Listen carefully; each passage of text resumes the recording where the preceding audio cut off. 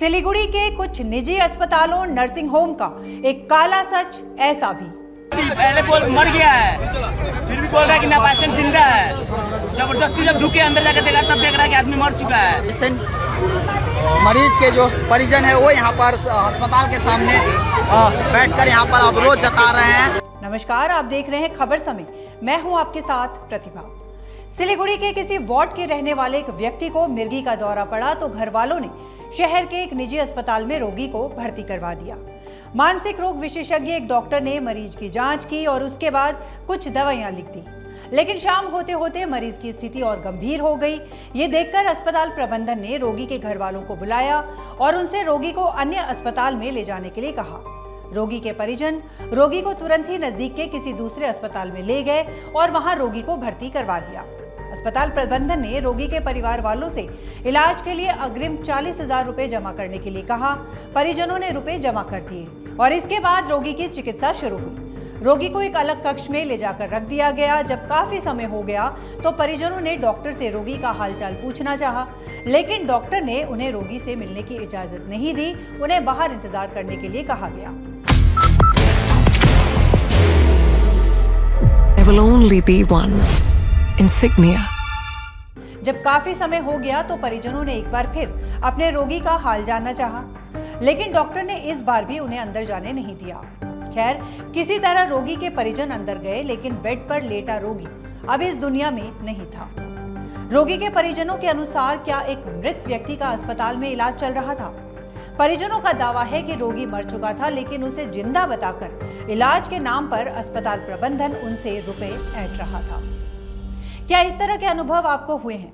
सिलीगुड़ी के कुछ अस्पतालों तथा नर्सिंग होम की कोख से कुछ ऐसी कहानियां पहले भी सामने आई हैं और समय समय पर आती रही हैं। हालांकि ये पूरी तरह सच नहीं होता, क्योंकि कोई भी अस्पताल या डॉक्टर नहीं चाहते कि रोगी या रोगी के परिजनों को किसी तरह की असुविधा या अस्पताल से शिकायत हो।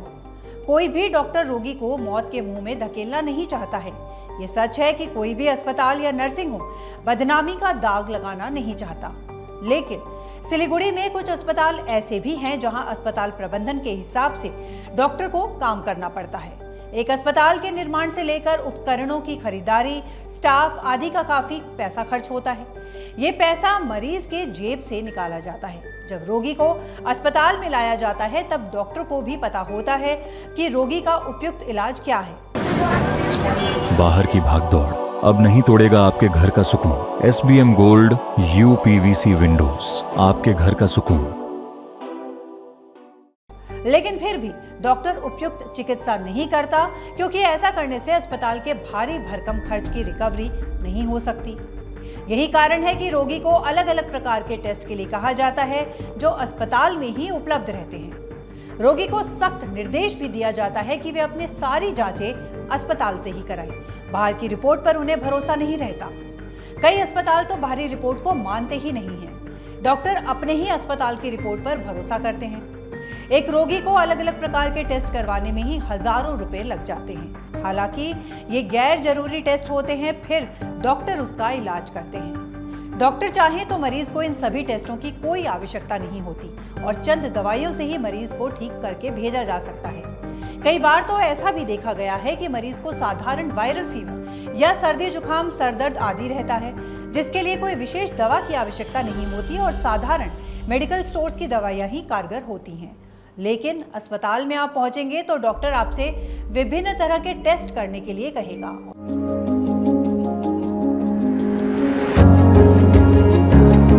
मनोकामना हॉस्पिटल, इस्कॉन मंदिर रोड, सेवक रोड, सिलीगुड़ी। और फिर आपका वो इलाज होगा जिसके लिए अन्य प्रकार के किसी भी टेस्ट की जरूरत ही नहीं थी, परंतु अस्पताल का भारी भरकम खर्च तो ईमानदारी की दवाई से नहीं निकल सकता। इसलिए मजबूरन कुछ डॉक्टरों को ऐसा करना पड़ता है। कुछ निजी अस्पताल ज्यादा वेतन पर देश के बड़े बड़े डॉक्टर्स को नियुक्त करते हैं। यही डॉक्टर अपने जमीर को मारकर अस्पताल प्रबंधन की गाइडलाइंस को मानते हैं और उनके अनुसार ही रोगी का इलाज करते हैं। कई बार तो इलाज के क्रम में रोगी को मानसिक, शारीरिक और आर्थिक भारी नुकसान होता है। केवल एलोपैथिक क्षेत्र में ही नहीं, बल्कि होम्योपैथिक और आयुर्वेदिक सभी क्षेत्रों में ऐसा ही देखा जा रहा है। जानकारों के अनुसार चिकित्सा के इस पेशेवर तरीके से कई बार रोगी नासूर से पीड़ित हो जाते हैं और कभी कभी उनकी जान भी चली जाती है।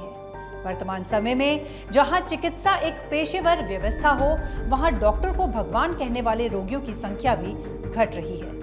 मरीज की चिकित्सा अगर उसकी जेब से देखकर की जाए तो मेडिकल में स्थापित मूल्य और परंपराएं अपने आप टूट जाती हैं।